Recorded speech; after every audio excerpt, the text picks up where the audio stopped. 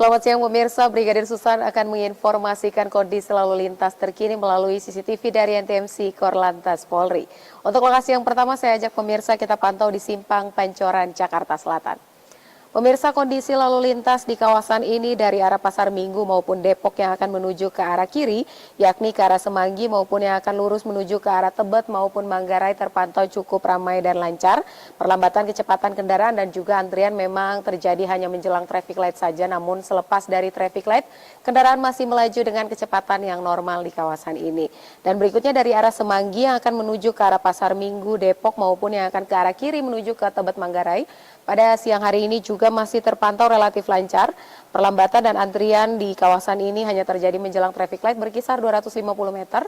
Dan bagi Anda yang akan melintas kawasan ini, kami harap berhati-hati dikarenakan kawasan ini juga cukup ramai dengan aktivitas dari masyarakat seperti para pejalan kaki dan juga para pedagang di kawasan ini yang perlu Anda antisipasi. Dan berikutnya di lokasi yang kedua, saya ajak kita pantau di Simpang Cempaka Putih Coca-Cola Jakarta Timur. Pemirsa, lalu lintas di kawasan ini peningkatan volume kendaraan sudah mulai terjadi, terlihat dari adanya antrian pada traffic light di kawasan ini yang perlu Anda antisipasi dan didominasi oleh kendaraan-kendaraan pribadi.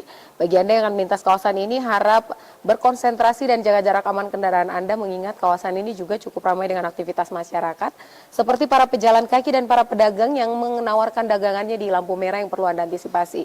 Dan kami harap bagi Anda yang akan melintas kawasan ini untuk tidak melawan arus dikarenakan rawan akan kecelakaan. Dan di lokasi yang ketiga, saya ajak kita pantau di Slipi Palmera, Jakarta Barat.